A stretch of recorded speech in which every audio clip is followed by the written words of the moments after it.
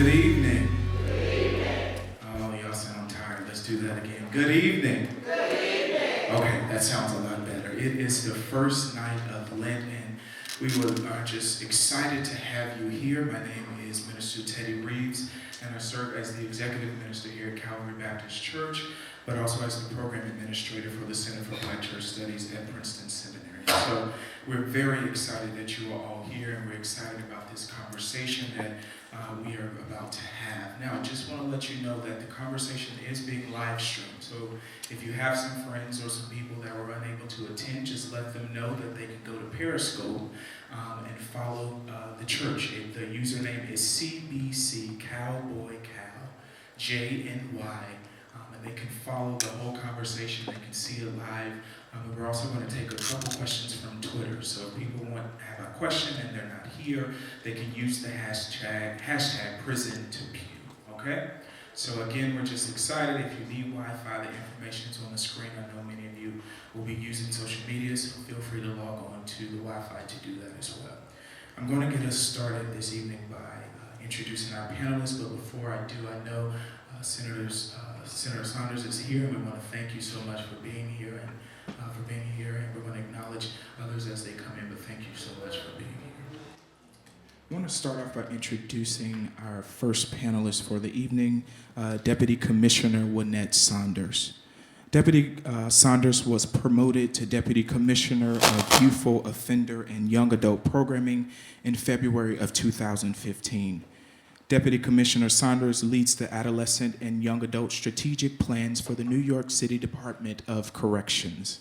For the past 23 years, Deputy Saunders had worked in higher education and social services within city government and nonprofit. She earned a bachelor degree in psychology from SUNY Stony Brook and a master in psychology from Long Island University. She is currently pursuing her doctorate of education at St. John's University. Please help me welcome Deputy Commissioner Wynette Saunders.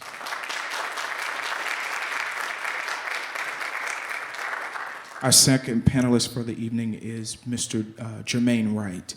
Jermaine Wright is the University Director of the City University of New York Black Male Initiative. A graduate of Bingham University with a BA in Political Science and Sociology, Wright later earned a Master's in Public Administration degree with a concentration in Management and Operations from John Jay College of Criminal Justice. I also learned that he is almost done with his PhD degree. Amen? So I want to welcome again my brother and my frat brother, Mr. Jermaine Wright.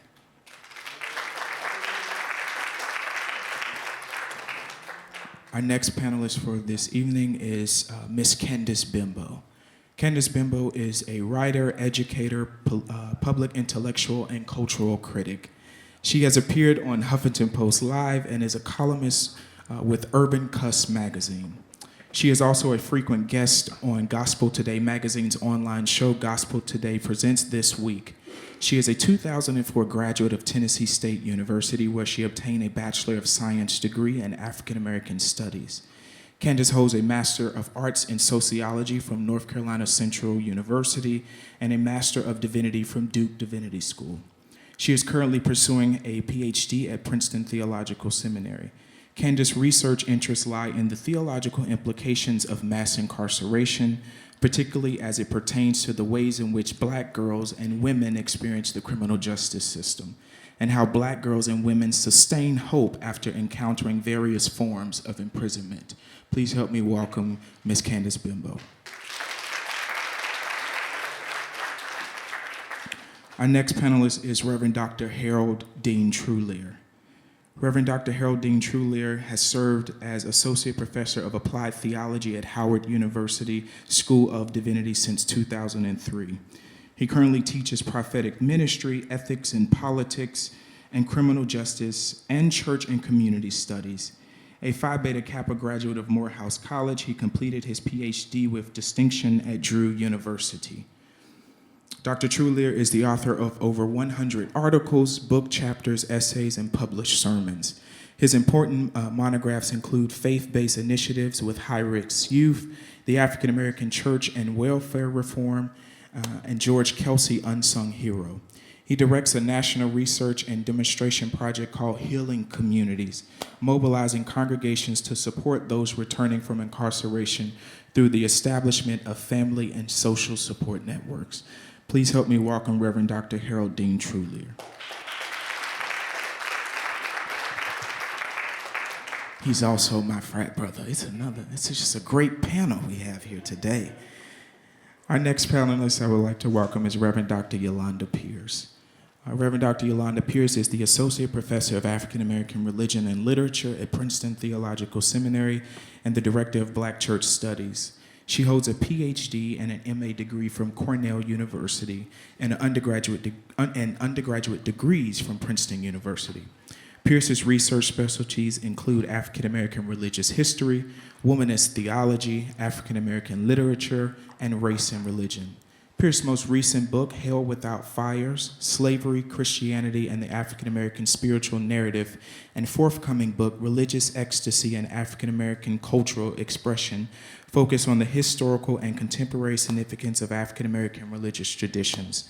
Dr. Pews is a frequent MSNBC contributor on the Melissa Harris Perry Show. Please welcome again Reverend Dr. Yolanda Pews. Our final panelist for this evening is Reverend Andrew Wilkes. Reverend Andrew Wilkes is an ordained minister, democratic socialist, writer, and principal of Wilkes Advocacy Group. Wilkes is the outgoing executive director of Drum Major Institute, an organization founded by Dr. Martin Luther King Jr., which carries forward the social change legacy of King by promoting economic justice, dismantling structural racism, and advancing civil rights. Wilkes currently serves as an associate pastor at Greater Allen AME Cathedral of New York, where he oversees the Micah 6-8 social justice ministry and the young adult ministry. A native of Atlanta, Georgia, Wilkes is a proud, I'm gonna say that again, Wilkes is a proud graduate of Hampton University. Yes. We give God all the glory, amen. And Princeton Theological Seminary. Reverend Wilkes, he is a writer for The Guardian, The Huffington Post, Mike.com, Democratic Socialists of America, and many more. Let's give all of our panelists for this evening a round of applause.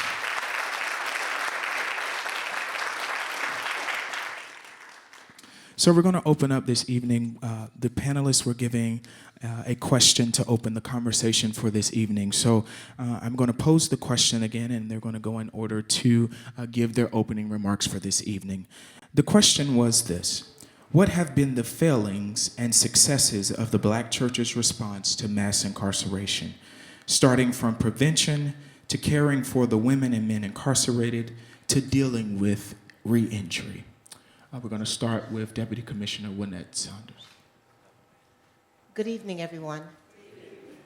First and foremost, I'd like to thank Pastor Hall and Minister Reeves for inviting me to share in such a really important conversation for both individuals in the community, but as a community on a whole. As it pertains to the question that was just posed, I can't talk much about the failings of the Black church, but what I can talk about is some of the successes and some of the things we need to do to raise awareness. And the success is that there are many churches that have a number of ministries that address the needs of individuals who are incarcerated. However, I find that the diverse needs are not being met. A lot of the spiritual needs, but what we need to do is tap into the wealth of knowledge that we have in our church homes, because there are many people here that can teach our individuals who are incarcerated many different things outside of just spiritual and biblical knowledge. And I think we need to tap into some of those things that really contribute to successful reintegration into community, such as life skills, coping mechanisms, and other employment skills that would be useful as people begin to think about reentry on a whole. Thank you. Next, Brother Jermaine Wright. Hello, good evening, everyone. Thank you for allowing me this honor to be here with you all. As stated, I am the University Director of the CUNY Black Male Initiative.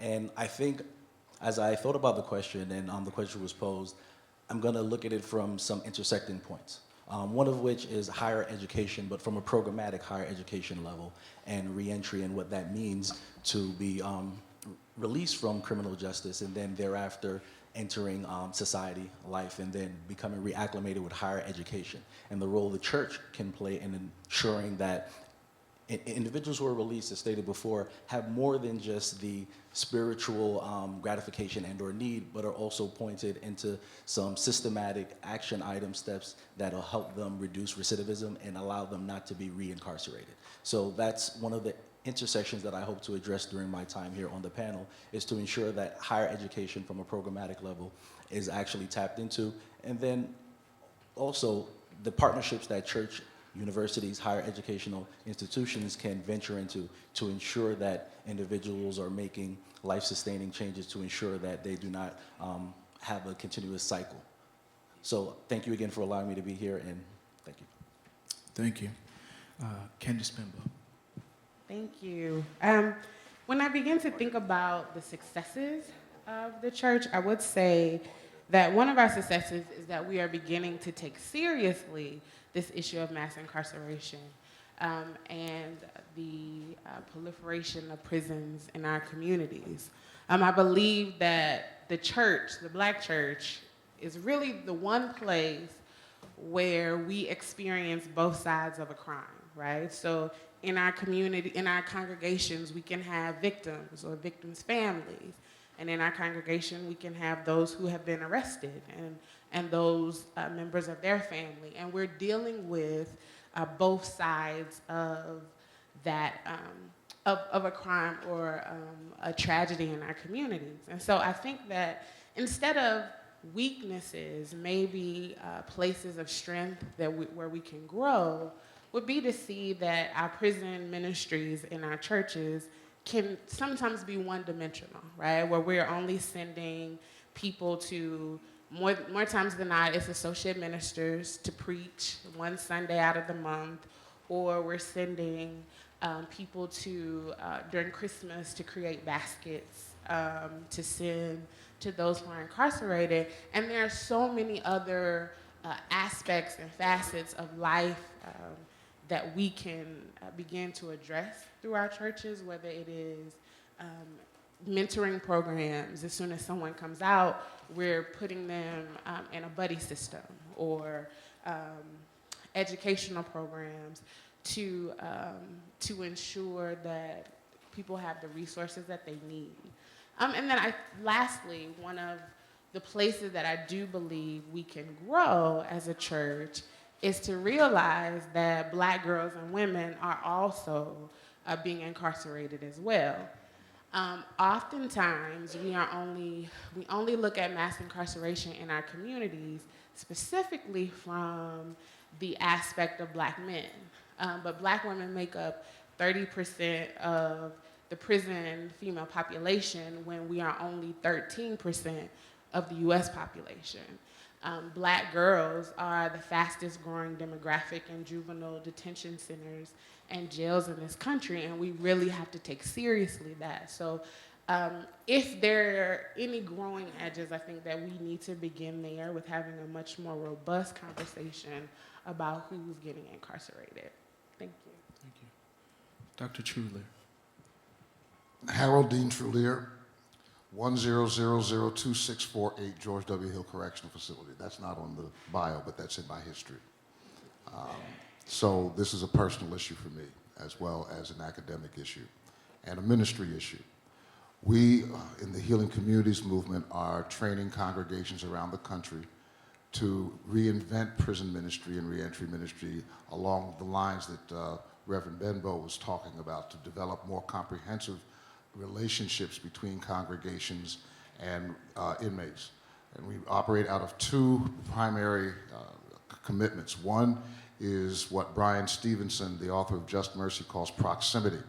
The idea that instead of seeing the prison as a place of outreach, we need to refocus and see inmates and prisoners as part of us.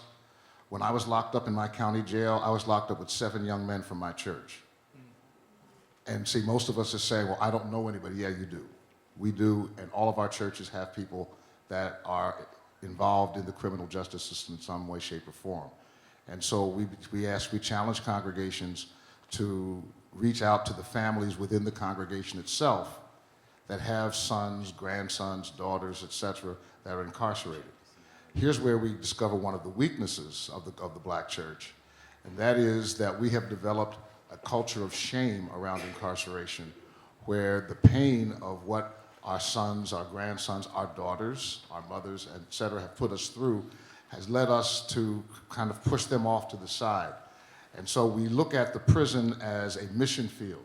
And we look at Acts chapter 1, verse 8, and it says, "You shall be witnesses unto me in Jerusalem, Judea, Samaria, and unto the uttermost parts of the earth." And so the prison becomes the uttermost part of the earth. But if that's your grandson, it's Jerusalem. And so what we're doing is we're trying to get black churches to understand that the prison is Jerusalem. The prison is part of who we are. Those are our sons, those are our grandsons, etc., that are there. And we have to create a culture within the congregation so that we're able to heal ourselves from the shame and from the guilt and from the anger that we have, and then we can become welcoming places for them to come home, and as we hear their stories, we can be empowered to become advocates. And so for me, there's a cultural weakness that needs to be addressed in order for us to properly engage the criminal justice system. Thank you, Dr. Schuler. Dr. Pierce. Because it is February, I want us to sit with the words of one of our elders, Frederick Douglass, who famously wrote, "It is easier to build strong children than to repair broken men." As a theologian, I sit with that because I think that is the answer to both the successes and the failures of the black church to address this issue. Are we building strong children? Are we doing the work that is preventative? Are we doing the work that is proactive so that our children, literally our children, sometimes as young as in kindergarten, are not falling into the cradle to prison pipeline? It is our responsibility to build strong children. But then it's also the question that Douglass raises of repairing broken men and women. Two pieces to this. The church has to be a hospital. The church has to be a place of repair. The church has to be a place in which people can come and receive healing. And sometimes it has failed to do that. But we also have to address the ways in which we only consider some people broken and not others. And so it's very easy to have a conversation about mass incarceration because we often have that conversation as outsiders. What I'm suggesting that we have to do is to stop our hierarchy of brokenness, to stop our hierarchy of sin. If this is a place that is a healing sanctuary, all of us are broken, all of us sin, all of us fall short. And so part of what we have to do comprehensively is to love each other into wholeness and to deal with the stigma of shame, to deal with the stigma of alienation and isolation when it comes to the issue of mass incarceration. Thank you. Reverend Wilkes. I have the unenviable task of going after Dr. Pierce, so I will do the best that I can.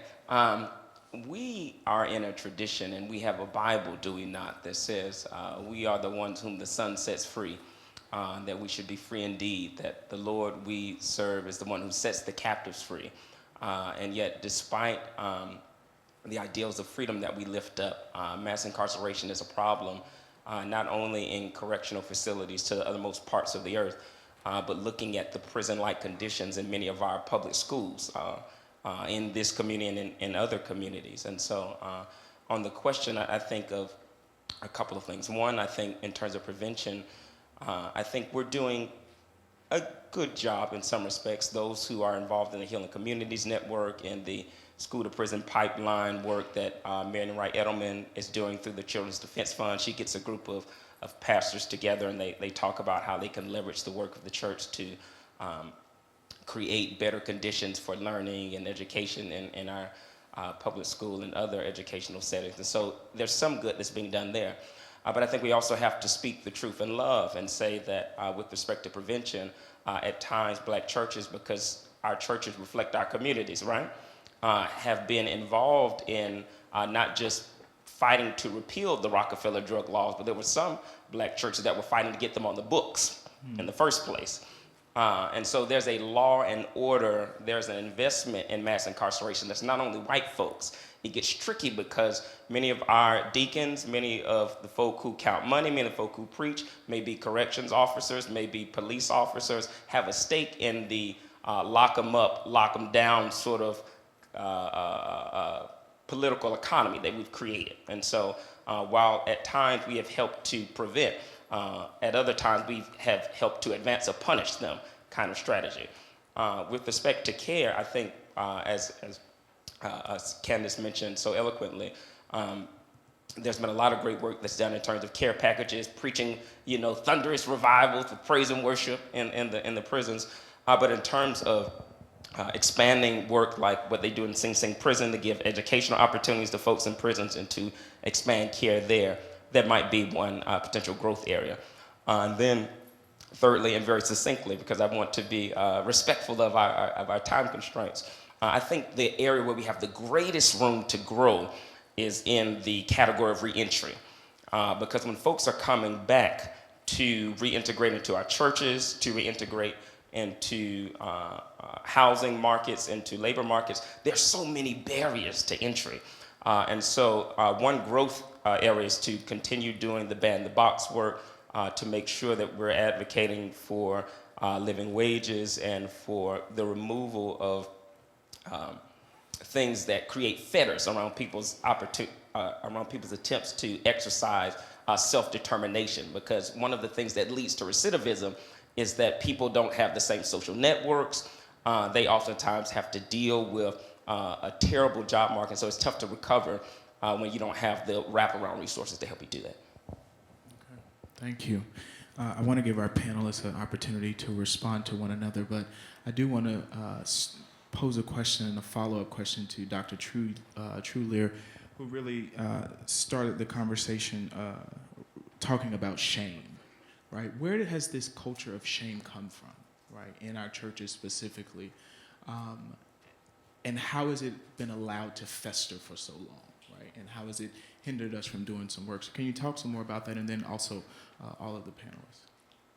I think there are two things to say about the culture of shame. I think one is that it's something that we have adopted from the larger society, that our larger society, read white society, has stigmatized us as a people to begin with. And then with the criminalization of behaviors that are common with African Americans, it's easy to transfer the stigma of being black into the stigma of being a prisoner. Michelle Alexander has documented how the whole war on drugs was an attempt to have a non-racialized strategy designed to keep black people subjugated in our society. And so a lot of it has to do with our absorption of the type of dehumanization and the stigmatization that the larger society has placed on people of color in general, and then persons who are incarcerated in particular. And so we have labels like thugs and criminals, and we use that language freely as church people. My mayor in Philadelphia has used that kind of language, animals, dogs, all kinds of things, to refer to African American males who committed crime. I think the second thing about shame and stigma is that it has so overwhelmed us that we've lost sight of the fact that incarceration as a reality is part of the Christian tradition. When I had a student at Howard tell me that she didn't want to deal with prisoners because she didn't like prisoners. So I asked her, could I borrow her Bible? She said, why? I said, because there's prisoners in the Bible.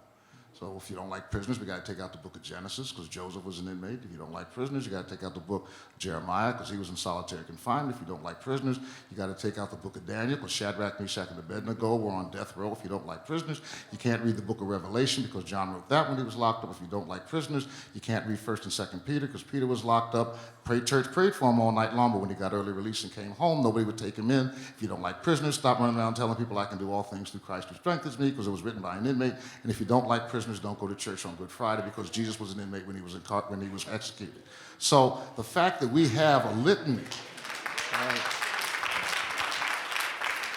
of people in the Bible whose life stories we draw upon on a regular basis tells us just how deep the shame has gone, because if we are going to be ashamed of our sons and our grandsons, we might as well be ashamed of Jesus, Peter, and Paul, and some of the criminals that didn't get caught, like David and Moses. Anyone else? Thank you. So part of the answer to the question is that we have bad theology. So we operate from a theological framework in which we say bad people get punished, right? Our theology actually lacks the very grace that God has already extended to us, right? A grace that is about forgiveness, that is about compassion, right? A grace that actually does set the captives free. And so it is the stigma and the shame that we inherit from the larger society, where when we use drugs, we're criminals, but when white America uses drugs, it's a health problem, right? But we're also dealing comprehensively with our own lack of grace. And it should quicken us as church folk, right? Literally, that the season that we in, a God who extended so much grace to us, that we fail to extend the grace to our own neighbors, to our own family members. And that piece about, this is about our families. This is not, we're not talking about people who are outside of ourselves. We're talking even about the shame and stigma of our own family members that some people hold. So I want to ask the question as a theologian, where is grace operating here? To piggyback off of that, I want to also think about or put on the table the ways in which women who are incarcerated experience this shame, right? So when you read the narratives of sisters who've been incarcerated, or if you have the beautiful opportunity to spend time with them on the inside or after they have left, they will tell you that they don't like coming back to church in ways that men who have been incarcerated can be welcomed back into communities regardless of whether or not we do our best when they get here. There's a welcoming that happens that sisters tell you that they don't experience. Why? Because they were mothers, right? How dare you do something in which you leave your children, right? You should have known better, right? So all of these ways in which we stigmatize and shame women for incarceration, much of which we don't talk about, has been their incarceration is in direct relationship to some of the men that they dealt with, right? So sisters get incarcerated because one day they got tired of getting beat and they fall back, right? Sisters get incarcerated because they may have run drugs for someone that they were in love with, right? But we never talk about the ways that when they come home, you should have known better. You should have known that that man was no good, right? And so the love in which we extend to brothers, we don't always extend that to sisters. And so what is scary about hearing a sister tell you, I was raised in the church, did 10 years, and I will never walk back into a church, right? Or sisters who don't even go to service inside because of the letters that they receive back from mom or from family members that is rooted in that problematic theology. Thank you. Hello. I would like to share some ideas and some thoughts around how do we address the shame. I think some of the issues that we as a community have to address is how do we raise the awareness of what's happening in our own city. So one of the things that I'd like to share is kind of like some demographics about what's happening in New York City and in New York State. So one is, did you know that New York State is one of 2 states that consider a 16-year-old an adult. No place else other than New York State and North Carolina can a 16-year-old make a mistake and be considered an adult. We're one of 10 states that consider a 17-year-old an adult. On any given day in New York City, the New York City Department of Corrections, Rikers Island, and 4 of its borough jails have about 9,900 people in its custody. Of that 9,900, approximately 200 are 16 and 17-year-olds. Approximately 1,100 are 18 to 21-year-olds. Approximately 600 are women. 1 in 28 children have a parent or had a parent who is currently incarcerated. That is 1 child in every classroom. So the problem is much bigger than what I think most people recognize. And it's something that we can't ignore any further. It's a community issue. It's a public safety issue. If we don't assist and try to transition people who come through our doors, one other staggering fact is that we service about 70,000 people a year. So although on any given day we have about 9,900 in custody, we have people, about 40,000 that are coming in and out of our doors frequently. So we have a lot of things that we as a community need to really educate ourselves on and really figure out and create strategies together on how to address it. It's not a New York City Department of Correction problem. It's really a community issue that can only be addressed if we do it together. Just as a way to, again, tie in some of the points that I made previously regarding higher education and the church, but also tying in this idea of lack of forgiveness and this idea of individuals feeling like outcasts. I'll give an example of one of the BMI students. One of our students was wrongfully incarcerated, served time on Rikers, was in solitary confinement for 2 of the 3 years of his time there. He was eventually released, got in there at 16 years old, and as was stated before, it's because of Khalif Broward why New York State no longer has individuals who are under the age of 18 serving solitary confinement. Nonetheless, he was beat tremendously, not only by correctional officers there, but also inmates. When he got out, he could not enter back into the church for whatever myriad of reasons, because he felt as if he was an outcast because of the lack of forgiveness. Khalif took his life. He committed suicide. And we helped him as much as we can as a program to provide him with the academic necessities to do well in school. He had a 3.7. But there were other things that we could not address in a higher education institution that perhaps the church could have, that perhaps more so than a clinical psychologist could have. So he was getting those types of support and needs, but it's something deep down spiritually that perhaps the church could have addressed in him that could have perhaps stopped him from committing suicide.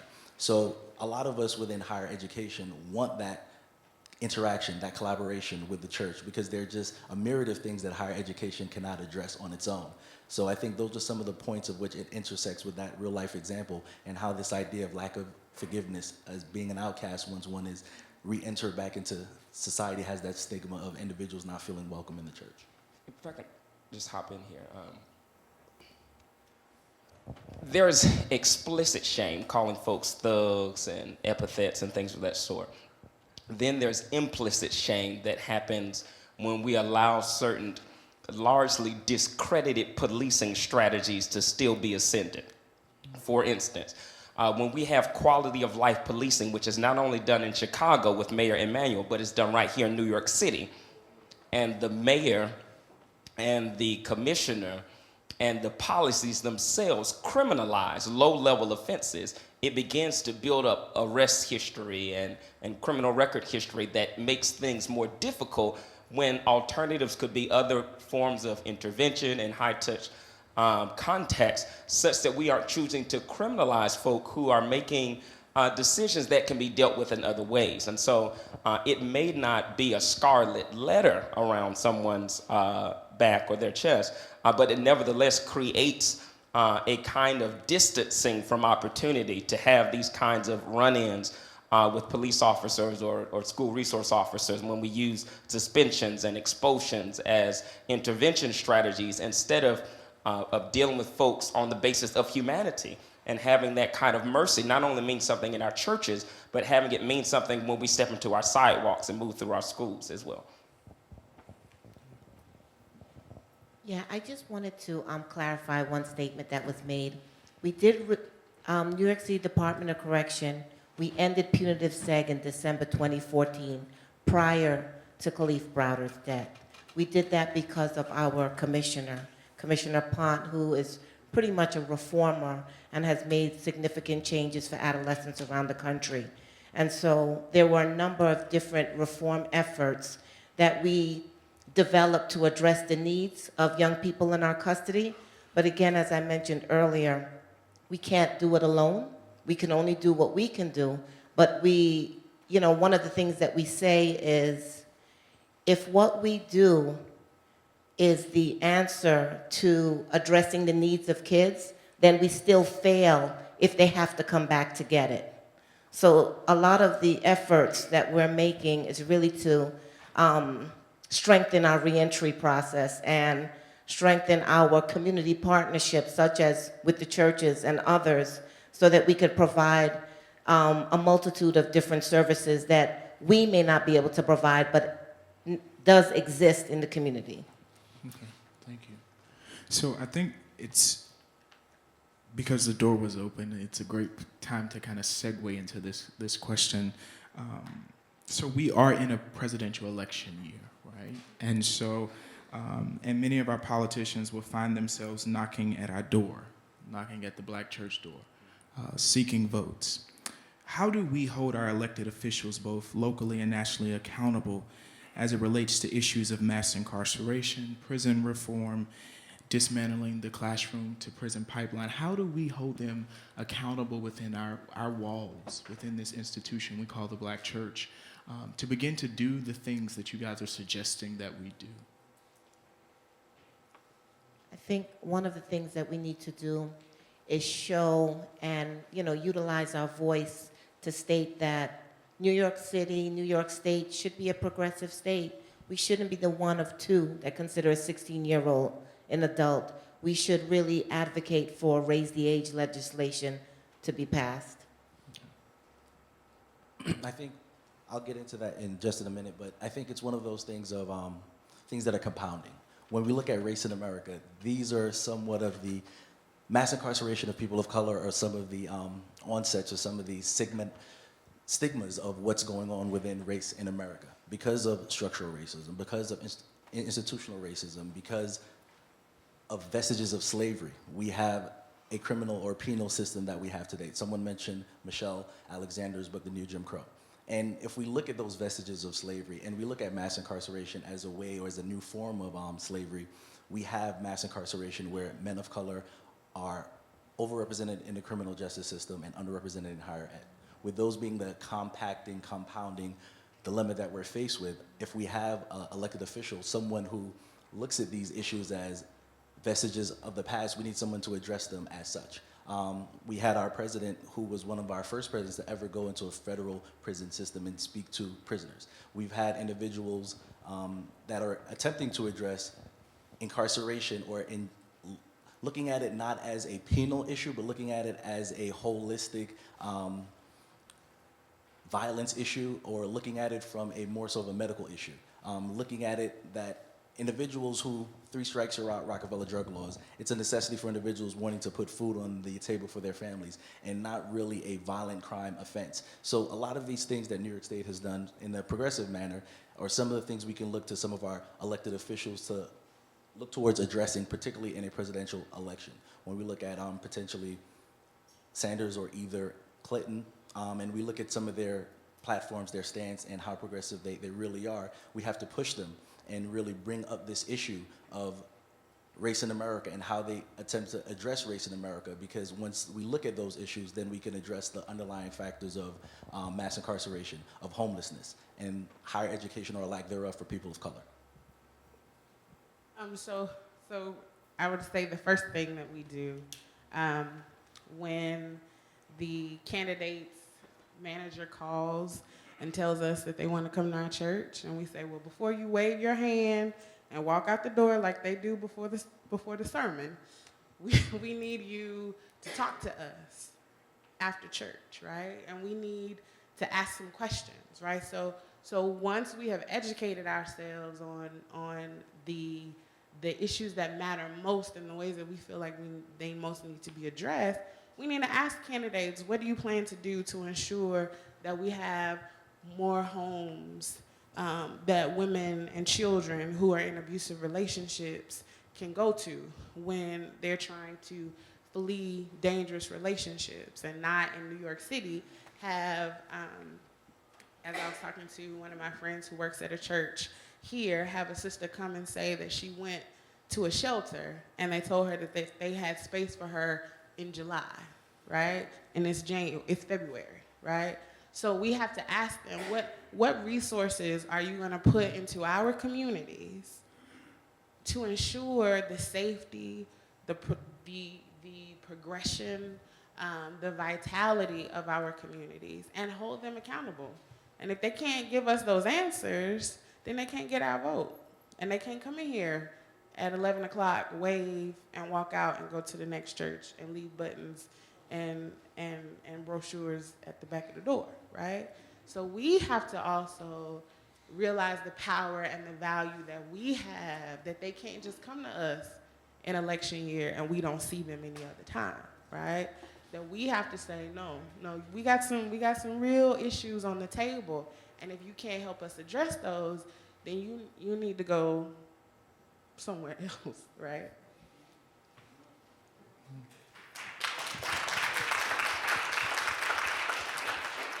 I really can't add anything to what Reverend Benbow said. I just would maybe expand one thing, that part of doing our homework is understanding what are local issues, what are state issues, and what are federal issues. Because one of the mistakes we make when we deal with candidates is we sometimes come up with questions that have to do with policy to which they have no access. I took a group of clergy from the Bronx down to Washington a couple of years ago and had them meet with a number of people from the federal government, the various faith-based offices, and all of their questions should have gone to Albany. And the whole question and answer period was a failure, because every single question they asked was a question that needed to go up 87 and not down 95. So there needs to be a sense of clarity about what's a New York City issue, what belongs at Rikers, what's a state issue, what belongs in Albany. I'm sorry, Albany. That just came from Georgia. What belongs in Albany and what belongs in Washington. We can't keep asking this question only during an election year, especially only during a presidential election year. So for instance, I'm more interested in what work the school board is doing, because our children are being served in some communities by 85 to 90% white female teachers. And we now have enough studies that tell us that many of these teachers see 5-year-old black boys as criminally liable as grown black men. So it's interesting perhaps what a presidential candidate would have to say. I'm interested in who's in front of my child in the classroom who has the potential to call a police officer and handcuff my child, because that person sees my child 8 hours a day. So I think we need to be asking questions not just during an election cycle, but we need to be asking comprehensive questions about who has access to our communities, our children, our values on the day-to-day, on the regular, right? The president actually has very little power. We certainly can see this play out in lots of different ways.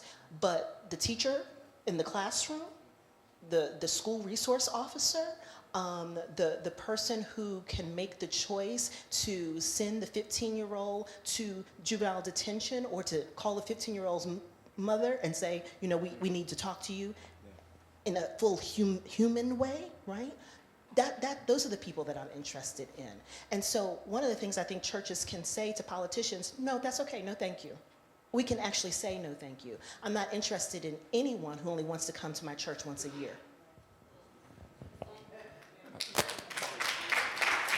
Let us give honor where and to whom it is due.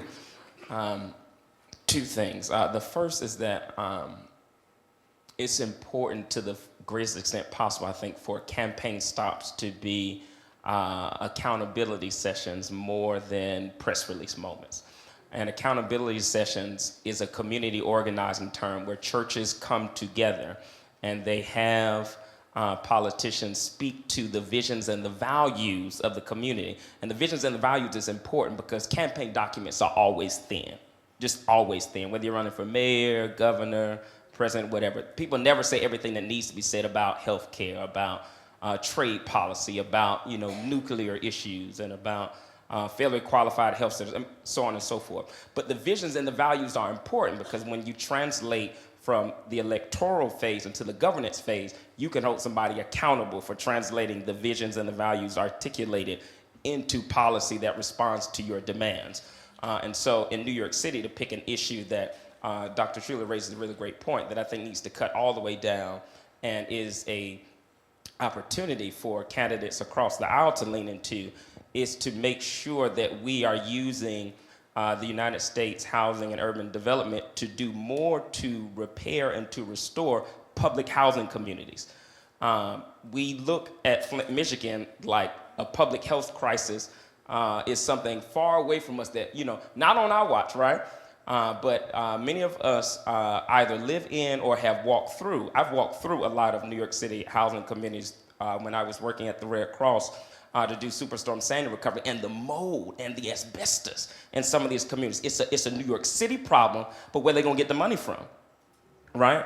It's got to come from Albany, it's got to come from Washington, it's got to come from a lot of different places.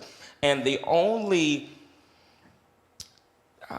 force that most politicians will respond to, in addition to moral force and soul force, is this sheer exercise of power. And that happens when people come together and demand things and make it uncomfortable to say no, because you'll just get pilloried in the press. You have the disruptive justice moments that Black Lives Matter activists and those who are aligned in spirit or with the actual network itself are doing. And so just to summarize, I would say elections, I think, are a great opportunity for churches to aggregate with one another and to make demands that align all the way down.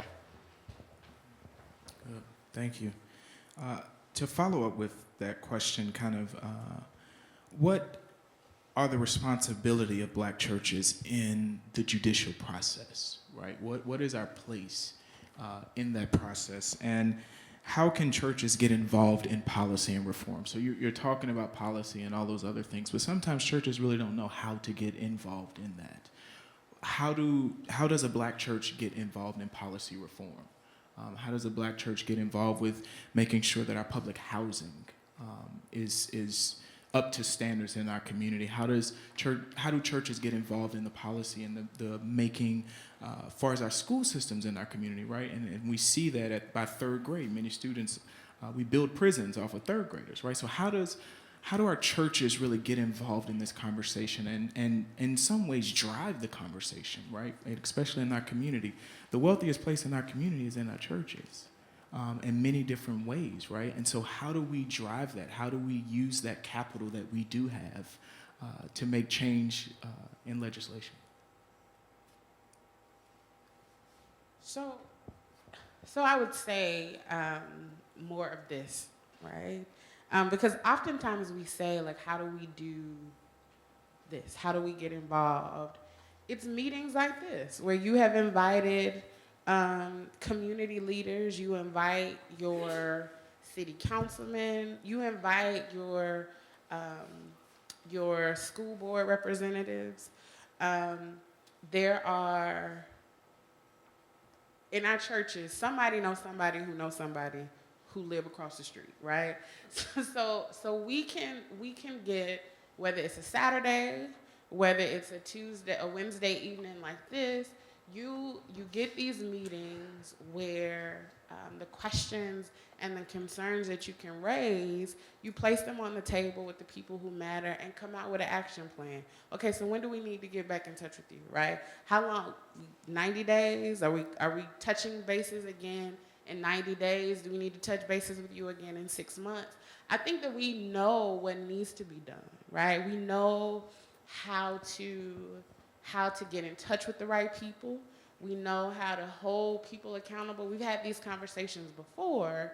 The question is, when are we going to begin to do it with the fervor and intensity that we need to do it with? And so it begins to press us as a church, particularly with the question of mass incarceration, that we see this as a church mandate, right? So we see this as importantly as we see the building fund in our capital campaign, right? So that we create communities of accountability even within our own churches that will make sure that Calvary or St. Stephen or community, whatever the church is, stays on board and on task with these issues that we have decided are mandates for us to address. When I preach on Sunday mornings, with the pastor's permission, I give an altar call for families of the incarcerated. And the reason I do that is to make visible within the congregation the connection that already exists between congregations and the criminal justice system. I've had people say to me, oh, nobody's going to come forward. I was at a church, I'll call the name of Shiloh Baptist Church in Washington, very, very prestigious church. The pastor has more degrees than a thermometer. It's just a very middle-class congregation. And I was told ahead of time, don't do it, we're too proud, no one's going to come.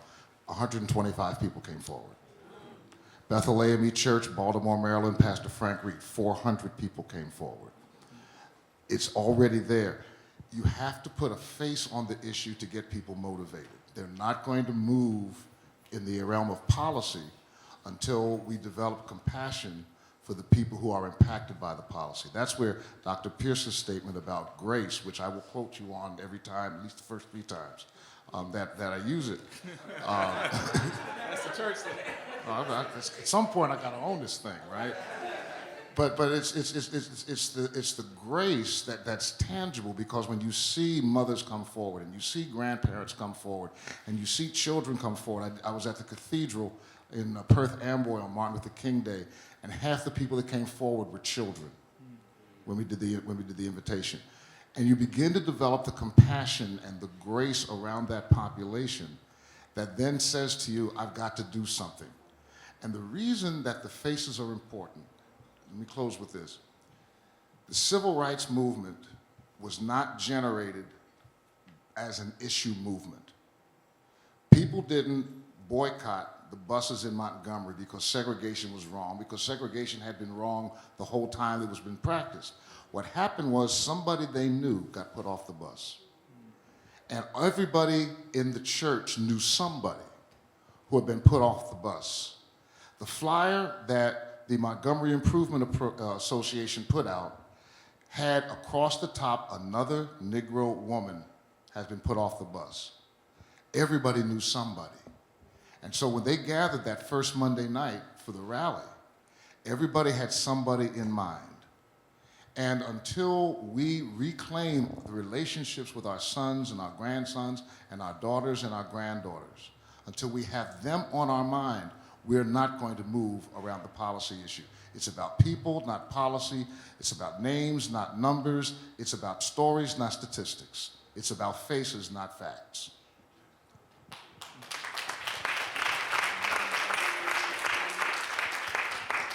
I would say it's a bit of a 3-pronged strategy.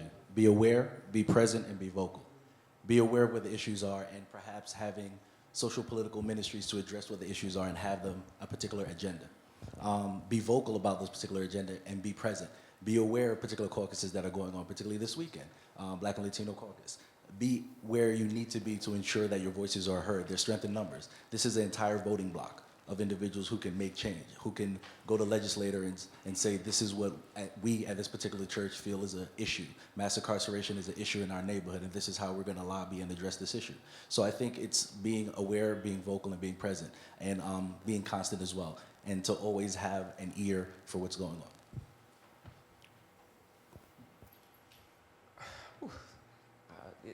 The great conundrum of many Negro preachers is how can you just be succinct and say what you want to say?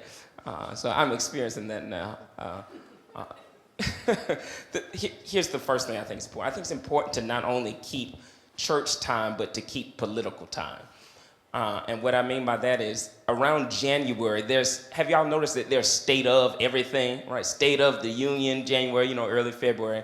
The president says something, the governor says something, the mayor says something, the speaker of, a city council or assembly, they may y'all notice that, right? And what is it that they're presenting? Anybody has a pot of money basically gets up and says, I want to spread this much money to housing, this much money to our hospitals, right? This much money to our parks, this much money to, department roads, right? That sort of stuff. And so when some executive sets something off, the lawmakers argue, and then people basically kind of battle it out. And so people are literally battling out budgets now in New York City. To some degree, we see that on other levels. And I lift that up because even though, as a corollary to what Dr. Truller is saying, while it is important to focus on people and stories, we also live in a rule of law society. And even you don't have to know the law for the law to punish you, your child, and somebody else. Y'all follow me? And so it's critical for us, having said that, I think, to appreciate division of labor. Because every church doesn't have to move on every issue, but if you invite people that are already moving on the issue, you can partner with them and build a relationship of trust. For instance, we had a criminal justice panel once and invited Glenn Martin, who's doing excellent work on this issue. He was once with the Fortune Society and now started a group, I think it's Just Leadership USA. My point being, no matter how much we want to pour through the legislative text, we know our Bible. We're not going to know the Bible and all the administrative code and, right, all of the different provisions and amendments. Anybody ever been overwhelmed when you watch C-SPAN or something like that? It's like, I don't know everything that's going on, right? But to trust and to know enough to hold accountable the people who are supposed to be doing the work on our behalf, that is the role of inviting people like Dr. Truly, or inviting folks like the Just Leadership USA's, and also, thirdly and lastly, affiliating with other churches, folks like the PICO Network, like the Samuel DeWitt Proctor Network, heck, even our denominations and our conventions. We have the power that we need to move as a block and to force things to get done. It's simply leveraging our power in ways that bring our prayers and bring our people power to bear on those who are supposed to be representatives on our behalf, to force them to do our business and not just to make some vote and then come spin it out when we talk to them in the streets. Do at this time is we're going to open the floor for questions. There is a mic sitting in right here, and if we would ask you to kind of come around and line up in the middle if you have a question for our panelists. And as that is happening, I do have a question that I want to pose as people are starting to come, which kind of shifts gears a little bit, but Candace, you kind of touched on it some. The question is, the conversation around mass incarceration in the Black church often only revolves around black men. Why do you think this is such an issue, and how do we begin to spread the word that Black women are the fastest growing group in our prison system? Black women, yes. One, I think that what has always pained me is that we look at the issues that face Black men as those that need national attention, but we look at the issues that face Black women as just personal problems, right? That all she needs to do is figure out how to act. All she needs to do is make better choices when it comes to men, and she will be okay. And so the danger in that in our churches is that we don't realize the ways in which we have cultivated communities that allow Black women to be victimized, right? So we don't talk about domestic violence. We don't talk about sexual abuse. But when you go into the jails and the prisons and talk to sisters about their experiences and what led them there, domestic violence, child sexual abuse, things that we, for whatever reason, have decided to be taboo. There's a book that I believe that every church, we talk about Michelle Alexander's book and say that every Black person should read that. There's a book I believe every Black church, Black person should read. It's Arrested Justice by Beth Ritchie. And it talks about how Black women encounter the criminal justice system and the ways in which abuse, violence, both sexually, physically, and mentally, from the men that they love, men who can sometimes be our deacons, trustees, right? Our church pastors, our men in our congregations, the men that they love have abused and violated them. That is a direct relationship to their experiences and their encounters in the prison, in the prison system. So we have to begin to talk about what Black women are facing. We have to begin to talk about what Black girls are facing, because Black girls, for as many statistics that we can talk about, how many of them are in college, how many of them are faring well in schools, that's not the whole story. Because the school-to-prison pipeline is being flooded with Black girls now. Flooded with Black girls. And we have to begin to talk about that in ways that will make us uncomfortable, because it will make us complicit. And I would only add to what Candace is suggesting, that it's so relevant for the Black church, because the Black church is 80 to 85% women. Yeah. The membership of the Black church is women. We keep the doors open. Our tithes keeps the heat on, right? And so for us to fail to talk about an issue that affects 80 to 85% of our membership, it is a failure for the entire church. The only way that we are actually ever going to dismantle this pipeline that is killing us is if we do it holistically. That means boys, girls, men, women. And so to only have one piece of the conversation and to not have the other piece of the conversation, we can't get free that way, right? So literally the only way that we can get free is to take seriously the fact that the 80 to 85% of the Black church are Black women, and they're suffering in silence.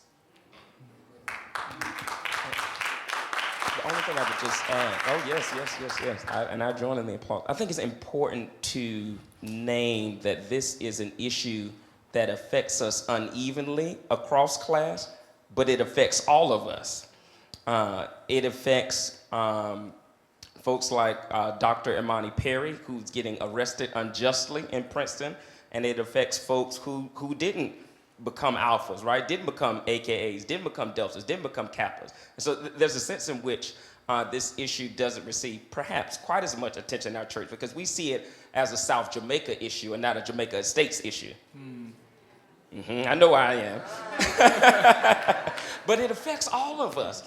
And there's an old labor movement saying that an injury to one of us is an injury to all of us. That we're caught up in this. Y'all remember these king quotes we always trot out during February? We're caught up in an inescapable network of mutuality that what affects one Shakara being thrown like a rag doll at Springville Valley High, North Carolina. If it affects her directly, it affects all of us directly. So injustice there, right, is a threat to justice everywhere. Thank you. So thank you so much. We're going to open to question. If you would just state your name and your question. Good evening. My name is Rodney Reed. I am a trustee of New Jerusalem Baptist Church, now New Jerusalem Worship Center. And I am the president of the Order of the Feather, a rites of passage program for young men ages 13 to 25 years old.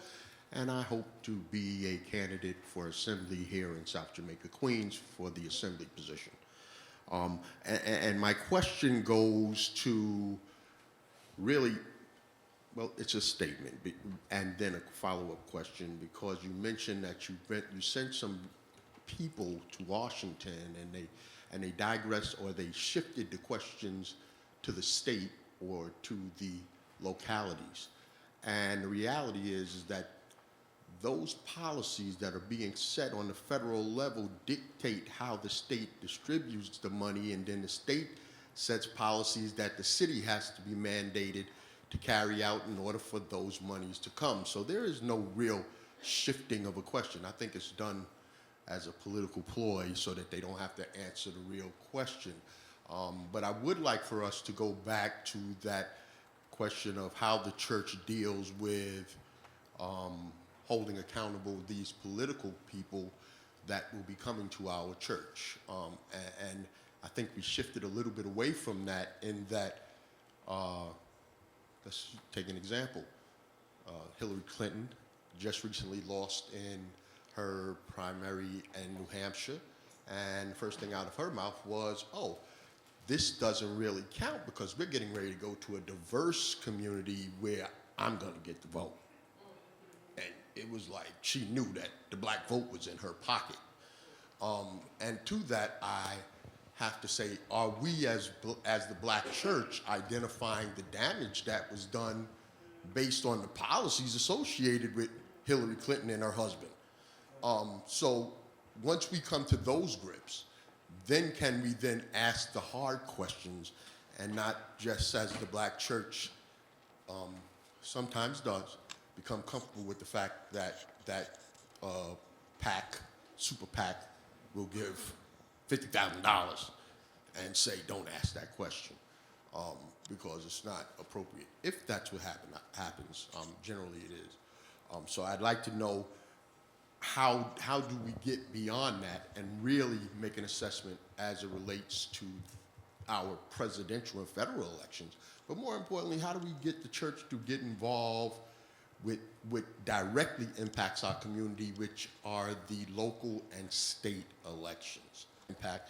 And with that, it goes to the question of a lot of those wonderful ideas that you talked about in terms of continuum of care for prisoners once they get out of the system. How do we get the funding for that if the contracts are already set up with correction contractors who do that aftercare services? And then how do we train our ministries, our prison ministries, to extend that if we are not getting those monies? Because we got to take care of the building, we got to pay the heat first. And then our prison ministry has to be able to be trained and prepared to do that continuum of care that's required. So that was a myriad of questions. I know it was a lot. It was a lot. But at the end of the day, it really revolves around accountability and how do we hold accountable and get those monies to do those programs. Let me say something in response to the first statement. It is not always true that the federal policy determines what happens at the local level, especially within the context of criminal justice. For example, how many of you have heard that if you have a felony conviction, you can't live in public housing? Yep. Okay? You hear that all the time. That is not a federal policy. That's a local policy. Okay? The federal guidelines are much broader than that, and it's local municipalities who take it upon themselves to put more. I just came from Morris County, New Jersey. We just had a housing forum. In order to qualify to live in public housing in Morris County, New Jersey, you're not ready for this. I promise you, you're not ready. You have to, when you come home from prison, you have to remain arrest-free for 7 years to get into public housing. That's not federal policy, okay? That's Morris County, all right? So there are places, you're absolutely right, where the federal purse strings control policy, but there are also places where the municipalities and where the counties and where the states pile on beyond federal guidelines. If you want to look at the difference in criminal justice with regard to reentry in between federal policy and between local policy, then I recommend that you get a document called Reentry Mythbusters. Reentry Mythbusters is a federal document that will give you the federal policies with regard to reentry, and anything that is local that differs from that policy, that's an Albany or a City Hall issue, okay?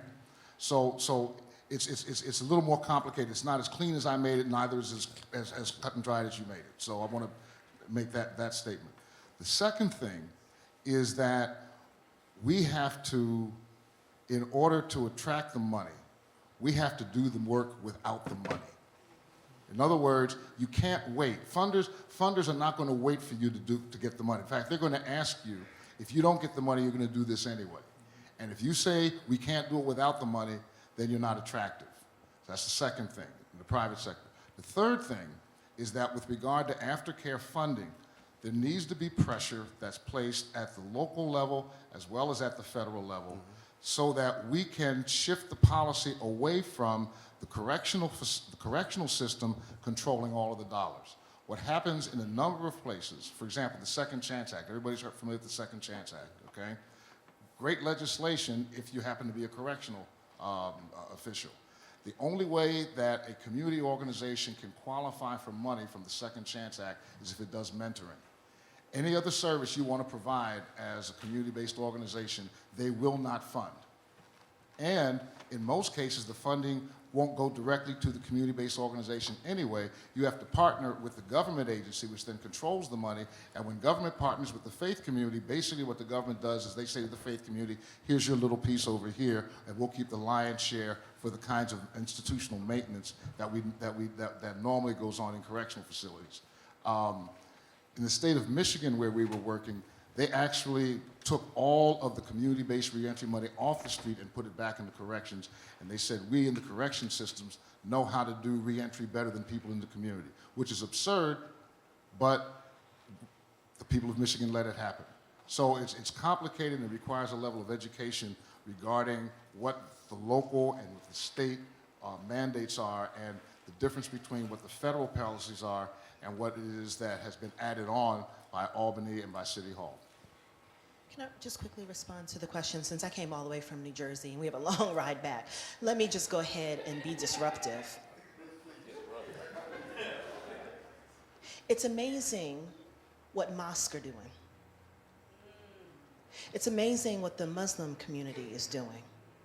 And the reason I say it's amazing is because they're doing it many times without federal funding, without grant writers, there is something that we as African American Christians need to learn from our Muslim brothers and sisters about the way in which they treat and care for returning citizens. And if we humble ourselves enough, we would learn that it isn't just about policy, that it isn't just about legislation, that it isn't just about what grants we're eligible for. Frankly, we amass enough money in the Black church to do whatever the heck we want to do, right? But when I watch Muslim brothers and sisters leave prisons and they are greeted with houses and jobs and a place to be and a community in which to be incorporated back into, lacking any kind of federal intervention, then I say to myself, God is showing up here. So what I'm saying to you is that the answer to the questions that we're asking have to be comprehensive, but they also have to be about humanity. What are we willing to do? And while we're waiting on the government to act, or while we're waiting on legislators to act, what are we willing to do? That's the question we need to be asking ourselves. So I would like to add just a little bit about, I'd like to respond to the last question the gentleman just asked with regard, how do Black churches get involved or understand more about the process on how to receive some funding from the city? So the first thing I would say is go to nyc.gov and go to Health and Human Services Accelerator, and that's the process for which procurement is handled within the city. And they're doing a lot of education around how to educate small business owners as well as minority business owners on how to procure city contracts. So that's the first place I would go to get a little bit more technical assistance on how to qualify and how to become eligible to receive city contracts. And I would also say that although with Second Chance, it is encouraged that you partner with a city government agency. I think that one of the things that's beneficial from Second Chance Act grantees is that they hold a forum and symposium each year for the public to learn on how that specific service provider has accomplished what they have. And I think what we have to do is begin to talk to other service providers, not necessarily other churches, but other service providers that have the same vision as the church, which is successful reentry for individuals who are leaving custody. Thank you. So we're going to ask for the next question, if you can make your question succinct, About 2 minutes. Amen. I know we're in a black church. I'm a man of alpha, so it's always succinct. You know?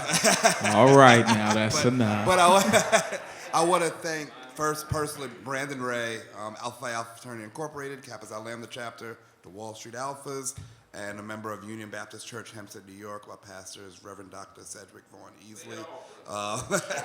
I want to thank Calvary Baptist Church and Queens Alumni Chapter of Kappa Alpha Psi Fraternity Incorporated for putting this wonderful panel. So they deserve a round of applause, please, first of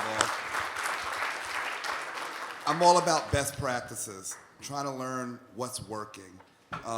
Dr. Pierce just gave a great, spoke about what some brothers in the Muslim community are doing in mosque, and I just would love to listen to, and I'll have to take my seat, just about what best practices have you seen in churches locally, within a tri-state or nation, anywhere, and even on our educational practices to help with the reentry from prison to the pews and to our education systems. Thank you for your time.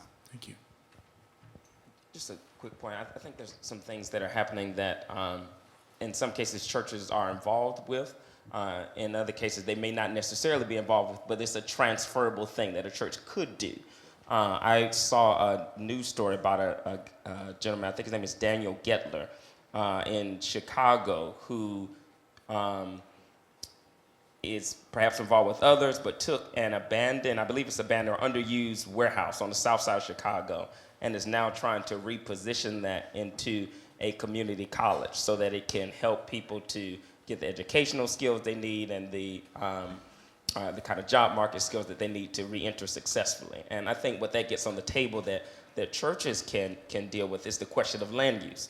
Churches often have parking lots, so if you take 5 churches together, you have buildings that you could put to house folks who need a place to stay, to do perhaps some alternative educational work, and then just to make a brief aside, but it connects here, the city is currently doing rezoning of like 6, 7 neighborhoods, and if folks come back into our communities, they don't have a bed to lay because people are being priced out of New York City, it becomes tough for us to move.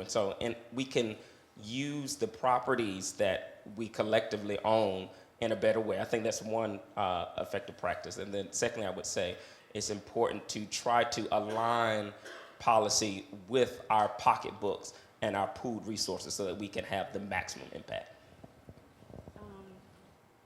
So 2 suggestions.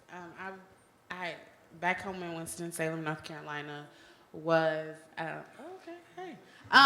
was a member of Union Baptist Church under the Reverend Dr. Sir Walter Lee Mack Jr. And one Sunday after church, Dr. Mack said, "We just had a high time in church, and I drive down the street and see a drug deal." And he met with local officials to start what is now the Corner to Corner drug conference that happens every year annually at our church. What happened was he met with probation officers, he met with judicial officials, that if these men and women meet monthly at the church and are buddied up with a person, whether it's a deacon, deaconess, a member in the church who's willing to follow them, what kind of resources, time off of probation sentences, what type of resources can the state give them back in exchange for that? It started with no money, literally no money.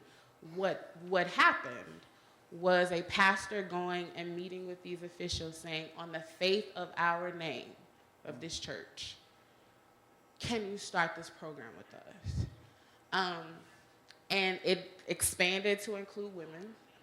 That is a suggestion of the practices. They meet once a month, and if you don't show up, somebody's calling and looking for you.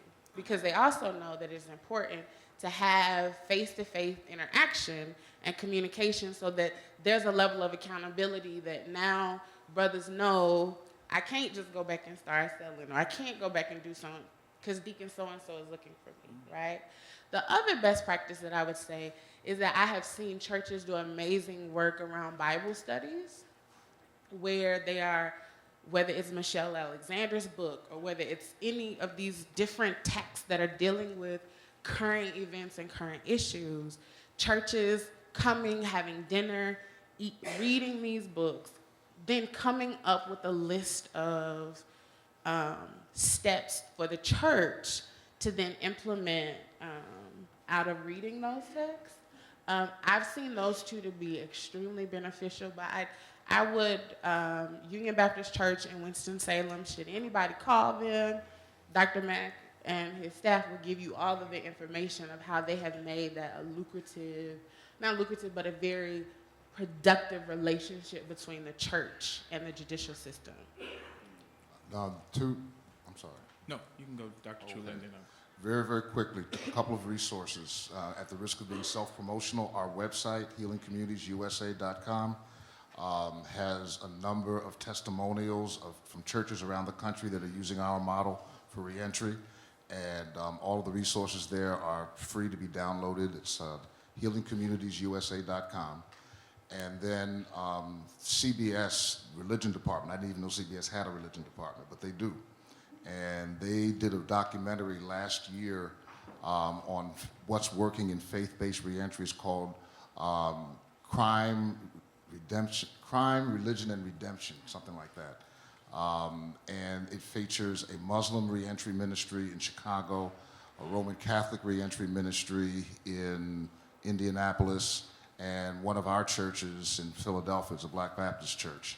And they talk about what's working in those three faith contexts. And it's archived on the CBS religion page. So those are two places where you can look and get models for that kind of work. As a higher ed model, CUNY BMI has one of our 31 projects is a reentry project called the Prisoner Reentry Institute College Initiative.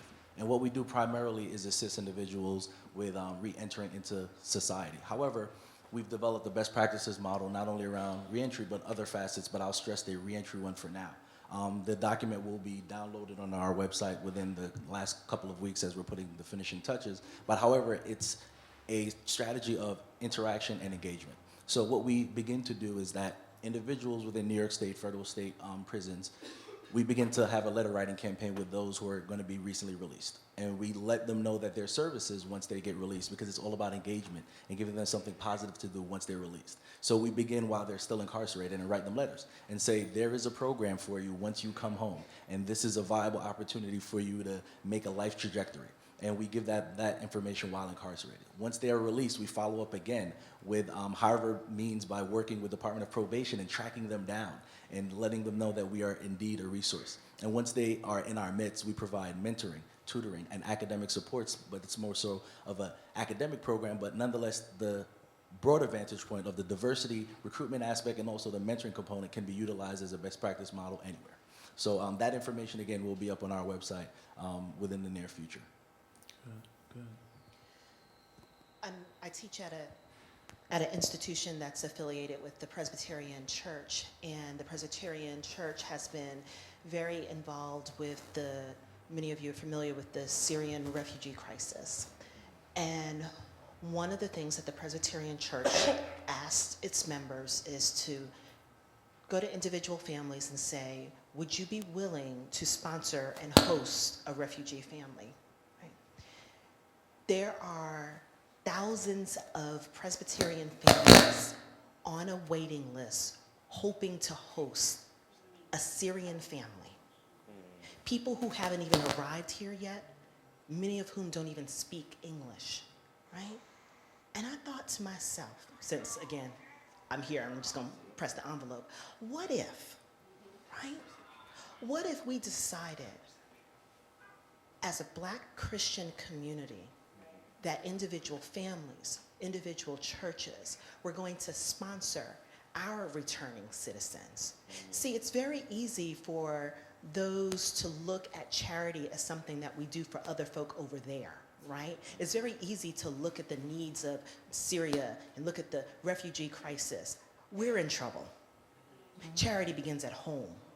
What would it mean for us to say, we love you, we want you here, and we're going to walk with you these first few years. We're going to sit with you. We're going to love on you. We're going to help you. We're not going to give up on you. So in terms of best practices, they're the most human of practices. You are not alone. People are willing to do that for folks they've never seen before, whose language they don't even share, whose religion they don't even share. Are we willing to do it for our own mothers, brothers, sisters, cousins, and aunties? That's the question. That's a best practice. Thank you. Yes. So just to piggyback on what was just said, the New York City Department of Correction, we do have a faith and reentry program in which we have about 80 churches that do sponsor an individual who is sentenced and is coming back home. So they actually commit to providing 6 months while the person is incarcerated, coming in weekly to mentor the individual, and then upon discharge, assist the person for a year and welcome them back into the church. So we currently have a program that's doing quite well, but of course we would accept any more help that is out there for us. Thank you. Awesome. And we're going to get this information out to you guys and through Twitter and social media and email and everything. So if you want more information on this, the things in which they're mentioning, that information will be made available to you. Senator Saunders. First, I'd like to congratulate the pastor and pastors and everyone who has put this one together. Very interesting sitting and learning from all of you. And I'm going to give an encouragement to you that's impossible, but I'm going to encourage you anyway. Even as we speak, there's 2 more parts and pieces of the puzzle that I think we really need to dwell on a little bit more. And that is, it was alluded to earlier that some of these regressive practices have been fought for by the very people in the church and outside the church. Let's be clear. And we have to figure out, not only do we have people in the congregation whose sons and daughters are upstate, but we have the victims in the congregation too. And somehow we have to figure a role, a place, a healing for them also. So that's part of what has to happen in these conversations. While I am one of the first to say that most of the people upstate need to they need to never, perhaps never sin, and B, absolutely need to be out. But there are some who need to be there. In fact, all right. But we've got to look at William Julius Wilson has some really interesting stuff. In Brookings, he just put out a very interesting piece where he is talking about who's getting killed, literally. And he's saying that it is concentrated on the South Jamaicas of the world, if you wish. That if you're from a different class, a different social class, your odds are lesser and lesser. Yes, we are always going to be our brothers. We should always be our brothers and sisters' keeper. But that means that some of us need to speak up more for those we don't see. And then at the same time, let me go on the other side, your other encouragement, and then I'm going to sit down. My other encouragement is that we did not speak of the systemic forces afoot that are driving the crime. Malcolm X warned us and told us that we're all in prison. Some of us in minimum and some of us in maximum. That we're not speaking of the systemic forces, whether it be gentrification, whether it be unemployment, whether it be all of these things that are driving, pushing certain people towards things. They are responsible for their actions, but there are larger forces afoot that are pushing, and the church has an obligation to stand up and say, wait a minute, this is not right, and to stand with the oppressed, of course. And of course, my last point, there's a plug. You ready, Pastor?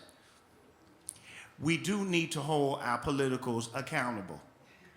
We really do. It's a shame nobody holds me accountable. See, I could say it because I'm doing my job. I could say it because I don't have to worry about those things. But who, don't answer this question. Since you asked, Senator, what are All you right. doing to respond to these pushing factors? I'm glad you asked that question. With your permission. Not only am I the author of all of the MWBE laws in this city, I'm the author of affirmative action, for those who don't know. In this city, Local Law 1, Local Law 129 of mine, I also have created a prison committee where I'm the co-chair with Assemblyman Barron up in the state, where we're not only going to look at prisoners, but we're going to look at political prisoners, we're going to look at other stuff. Allow me to stop there just for time, but I would be delighted to speak more about what we are doing and what I'm doing. Like I said, I need a workman who need not be ashamed. Which brings me to the point of that I was going to say. Not only do I believe in holding myself accountable, we should hold all of these political accountables. I'm going to bring Bernie to Southeast Queens, where we're going to meet with some of these elected officials, not elected officials, religious officials, where y'all can ask any question that you want and you should ask. This is one of the ways that we can do this, and God willing, I will do that very soon. Having said that, I look forward to the conversation, and those were my two encouragements, that we've got pain on both sides. We've got a lot of pain in here on both sides, and we can't let a system off the hook. There's some systemic stuff going on that we needed to speak of more. Well, to be continued. Right before, if you want to respond, I just want to let you know that there is a car blocking black Acura license plate DMX 8996. You are blocking black Acura. It's just the letters are DMX 8996. For those of you who know what that is, amen. You're blocking. Pray for him, by the way, too.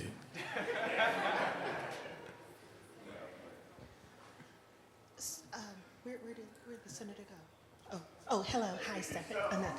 No, it's good. I'm very interested in forces and principalities and powers. And I began my remarks with talking about how our bad theology is hurting us, right? And so here's an example of what I mean.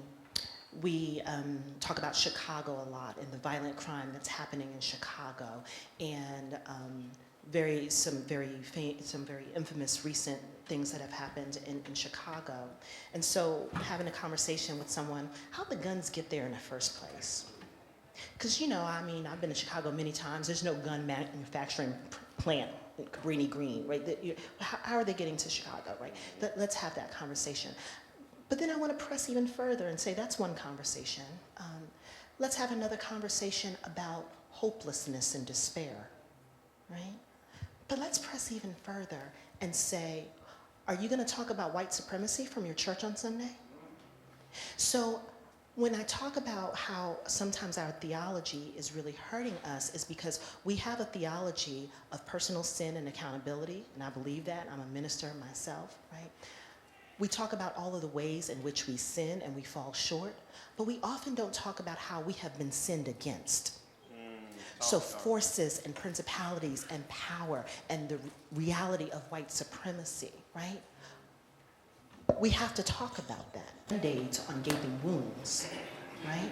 So we can have a conversation, we can talk about reentry, we can talk about the ways in which the church can help, right? We can even talk about what leads people to these spaces in the first place, right? But I want to say, what are the ways in which we are living in this world as aliens and strangers in our own home as a result of the legacy of slavery and white supremacy that always puts us at odds as the other, as somehow foreign in the very nation in which we built? And until we can have those conversations, these other conversations are band-aids. So the systematic forces, principalities, and powers that we have to talk about are to talk about the disease and not just simply the symptoms. So I want to thank you.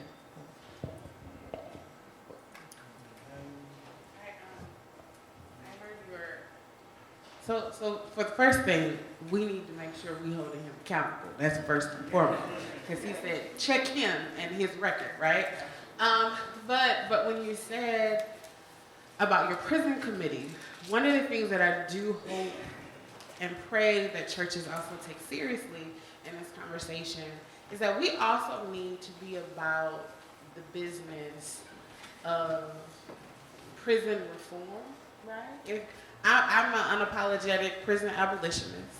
I believe that we do not need prisons in the form in which they are now, currently, right? But I do think that we need to have conversations about what our cousins and our sons and our daughters are experiencing on the inside, right? So to talk about the very real ways in which they are dehumanized while they are in, right? And those scars that leave them, that they are experiencing while they're in, right? So about the sexual violation that sisters and brothers experience on the inside, the ways in which they are dehumanized by, if they can't afford, women can't afford their products, right? To take care of themselves, be a hygiene, men who may not have money on their books and can't afford toilet tissue, right? The ways in which they are being dehumanized on the inside. We got to make sure that this brother, through his committee, is ensuring that even when we have committed a crime, even when we are doing our time, that we are still treated like human beings, right? That we are still treated as if even behind bars that we still bear the image of God, because we do, right? So we have to make sure that we hold him accountable, that he's doing the things that ensure that our brothers and our sisters, our sons and our daughters, and our cousins are even treated with respect while they are away. Jermaine and then Andrew and then Drew. So, I'm going to take your encouragement in the spirit in which I believe it was given. I'm speaking individually as Andrew. I'm not speaking on behalf of the folks I dearly love and am affiliated with. A part of the real issue, there are many real issues, so I don't want to overstate, is that we have our prison systems dehumanizing people on the inside. And the Whole Foods that we love is paying people dirt cheap wages, if anything, to put Kim on our dinner tables. And so a part of what we have is a system which is fundamentally corrupt to its core, capitalism. And we need to walk this socialism conversation down from the presidency and take it to the second floor of Albany and have Governor Cuomo have this conversation. Carl Hesley is putting stuff on the table and the Speaker of the Assembly, and we have folks on the Senate side, and people are trying to pick up this conversation. It's not just a conversation about Wall Street. It's a conversation about how politicians, about how the policies that should be helping us to reform the institutions, which are dehumanizing us and doing things which aren't too terribly different from convict leasing, to be reformed so that we can respect the dignity of labor in such a way that we aren't letting corporations call the tune in our churches, in our legislative chambers, and then it's just a foregone conclusion, lamentably, in our prisons because they're calling the shots everywhere else. So we gotta walk the question of socialism, I think, to black communities, as well as racism, because we can't act like economic equality apart from white supremacy is gonna get us where we need to go. Brother Jermaine, and then we'll have a final question. Senator Sanders, thank you for your question. We met some time ago when you were Councilmember Sanders and I was the president of the Queens Alumni Chapter of Kappa Alpha Psi, and we were over in Rockaway after Sandy. So thank you for your question, and I think I alluded to it earlier before regarding the compounding effects of race in America, that these are outward manifestations and symptoms of the overall issue of vestiges of slavery that increase unemployment or underemployment of men of color. These things are issues that resonate or happen on the account or because of slavery. And until we address the root cause, these outward manifestations of mass incarceration of black and brown people, of underemployment, of food deserts in our communities where you won't find ideal food. You'll find a Chinese store in every single corner, but you'll never see a Whole Foods. You'll never see things of substance, is an issue that we need to address holistically and make our political officials accountable to address race in America, to address affirmative action, or the necessity or need for a black male initiative. I want to work myself out of a job to ensure that there's no need for a black male initiative, that men of color are overrepresented in higher education and are making that next step, that next leap into becoming our future leaders. Thank you.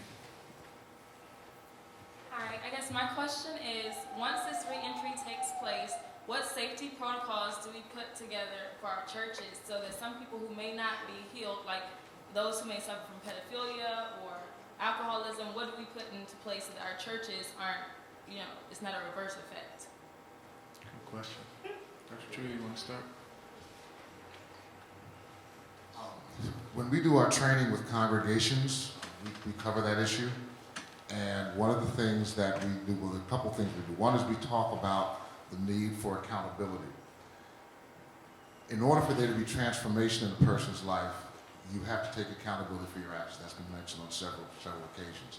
Someone who's not willing to take accountability for their life and for their past mistakes is not in a position to change, and they need prayer, but they can't come here. Okay? And so we provide resources on how to develop methods of accountability for people who are coming back that they can live with. For example, on our website, there's a link to a child advocacy group in the UK that specializes in setting protocols and guidelines for congregations that are going to minister to sex offenders, people who've come home with some type of a sex charge, so that part of what the individual coming back is agreeing to by following the protocol is saying, I have to take responsibility for what I've done. I'm willing to build trust with this congregation by following these protocols, so that a time may come when I don't have to follow them. But for now, that becomes part of my accountability. And so we use these types of methods to make sure that people feel safe around persons who have particular offenses.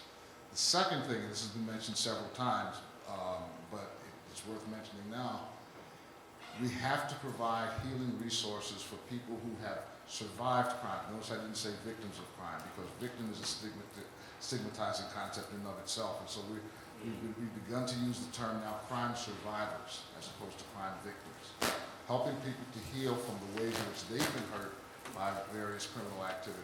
A study was done in the South Bronx several years ago that took particular neighborhoods. I think it was Mott Haven, I'm not sure. And they demonstrated that that the murder rate had gone down, but the fear rate had gone up. That fewer people were being killed, but more people were afraid. And when they interviewed the people after they had done the questionnaire, they discovered that the reason that more people were afraid was because when the murder rate was high, people shot straight. That you had a generation of people that knew how to use firearms, and they knew who they were shooting, and they hadn't watched a whole lot of movies where you walk in with the gun sideways, okay? And so there were more people killed, but it was retaliatory killing. There were fewer drive-bys. There were fewer innocent bystanders. Now you have a generation that just walks in with the gun sideways and shoots anything with two legs. And so the fear factor had gone up, even though the murder rate had gone down.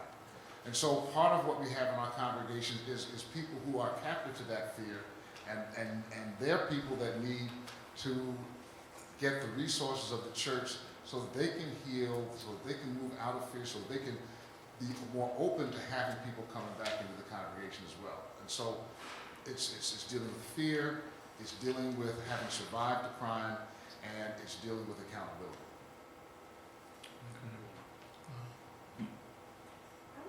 I want to add to this quickly that some of these things, and this is probably a different conversation, but I just want to say it, is that some of these things we should be doing anyway, right?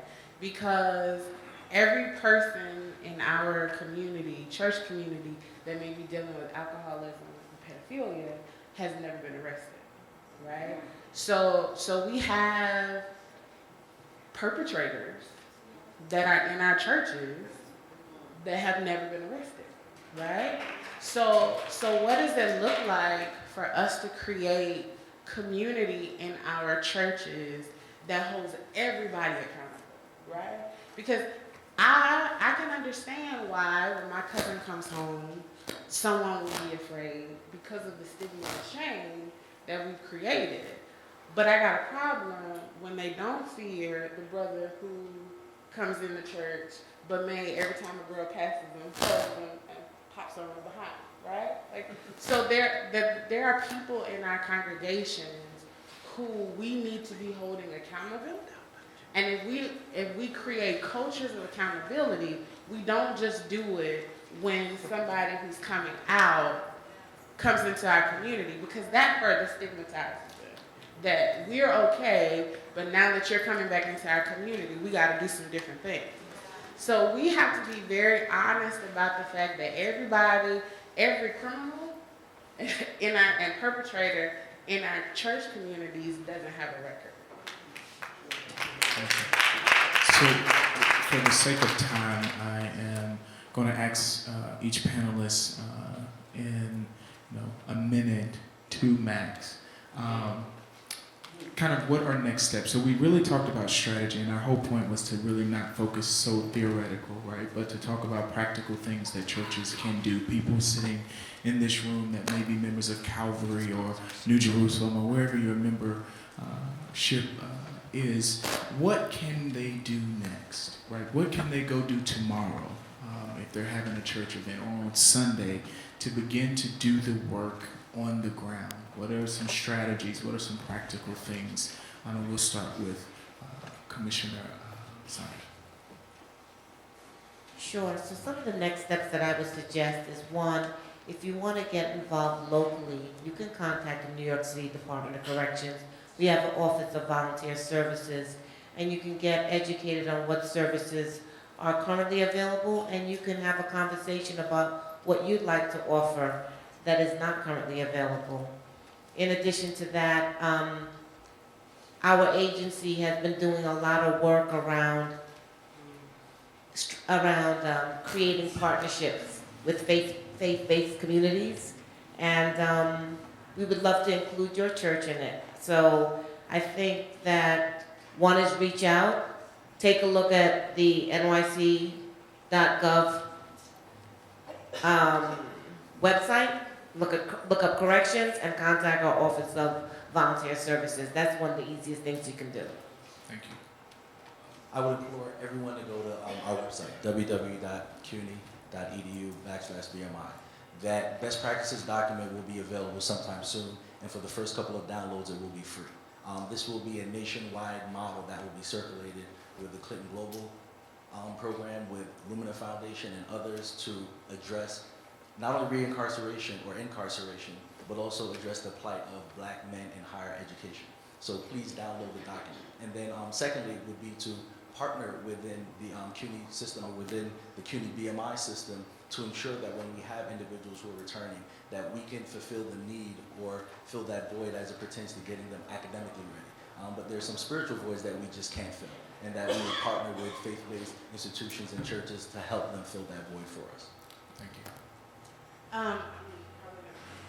Still part of Dr. Trulier's, but I would say you start on Sunday asking all the members of your congregation who have been affected by the criminal justice system, who have someone who is incarcerated or have been incarcerated themselves, or maybe are a survivor of crime, to come forward. You pray with them, and then you take them, ask them if they will meet you after church, and ask them what they need. Because much of this conversation has been us saying what they need and not asking them the resources about the resources that they need. Their voices matter. What they say they need matters, and going from there. Let me put the scholar hat on. We talked about Michelle Alexander's book, The New Jim Crow. I mentioned briefly Brian Stevenson's book, Just Mercy, which I think is very important reading. And then Wilson Good and I co-edited a book called Ministry with Children and Families, The Way Forward, which puts forth some of our ideas for what it looks like to have a comprehensive church approach that deals with everything from direct services to reentry to policy change. And our website, as I mentioned, www.healingcommunitiesusa.com. We have a number of resources. We have worship resources, sermon ideas, Bible study ideas, litanies for use on your church. It's all free and downloadable. And our staff, our local staff and national staff is available to any congregation to provide training in the area. I would say that the most important thing that we could do is to decide that we are in a crisis and that we need to go into crisis mode. If a church has a physical building and the roof of that building collapsed, the church would do everything within its power to make sure that that roof was raised again, to make sure that it was strong and sturdy. I think we have to decide that we are in a crisis when it comes to mass incarceration, and we have to say we're not willing to lose another generation, not one more generation of our young people, of our older people, to the legacy of mass incarceration, which is itself deeply tied and intertwined and connected in the direct product of the slave patrol. We have to decide that we are no longer going to allow the vestiges of slavery to hold our communities hostage. Amen. I think we find ourselves in a moment where we can each take the next 43 days or whatever we have in the Lenten season and to commit to praying at the level of resolution and decision. What might God be calling you to do? Where you are with the resources you have, with the people you know, to help prevent this epidemic, this crisis from getting worse, to provide care and to advocate alongside those who are already speaking out for justice and to help folks to re-enter. I think it's important for us as folk of faith to center this as not just a political, not just a social issue, but political, social, and also a devotional issue. If it's not a question of worship for Christians, it gets backgrounded. This is about making sure that we are a community where God is glorified and where we are valuing the image of God that's within all of us. And then the second thing and last thing that I would say is I think it's important to leverage the expertise of everybody in the church. Oftentimes we just kind of presume pastoral or clergy omniscience that, because they're ordained and know their Bible, they know everything. But that's not necessarily the case. And we have lawyers, we have social workers, we have folks who have a lot of talents to bring to the table. And so calling a town hall meeting to identify who can bring what, who can write the letters, who can do the advocacy campaigns, who can go to healingcommunitiesusa.com and download all the free resources and bring them to the meeting, right? Just very practical stuff. And so we can chart a way forward. Awesome. Can we give all of our panelists a round of applause? Thank you. There was great information, and the premise of this is, again, this is not the end of the conversation. This is the beginning of the conversation for many of us, and we were hoping, and it's our desire and prayer that this motivates you to want to go back and begin the work in your community, begin the work in your church. Amen? I want to acknowledge, before calling up Pastor Hall, I want to acknowledge all the event co-sponsors for this evening. I want to thank the Center for Black Church Studies at Princeton Seminary for hosting the event in partnership with Calvary. The Queens Alumni Chapter of my beloved fraternity, Kappa Alpha Psi Fraternity Incorporated, for sponsoring the food. If you enjoyed all the food downstairs, there's some more food afterwards, so go get you a little something. Thank you so much for that. New Brunswick Theological Seminary in New Brunswick, New Jersey also served as a co-sponsor. The Micah Institute at New York Theological Seminary, Micah 6 and 8 Social Justice Ministry at Greater Allen AME Church in Jamaica. The Door Restaurant here in Jamaica, New York provided food as well. The office of U.S. Congressman Gregory W. Meeks, the office of New York State Senator James Saunders, and the office of New York City Councilman Idanique Miller, who is here as well. We want to thank all of you for co-sponsoring this event with us. Lastly, I want to also recognize LW Sound for providing more mics for us for this evening, and Tina's Kitchen for providing cupcakes and things for us. So again, we want to thank everyone. We try to make this a community event. When we do Learning from the Pews, it's always about going into the community and partnering with that specific community and taking the academy to the church. Amen. It's there, but it's bridging those relationships. Amen. So again, we want to thank everyone for coming out. I want to bring Pastor Hall up, who is the pastor of this church, Calvary Baptist Church, to give us our final words and prayer.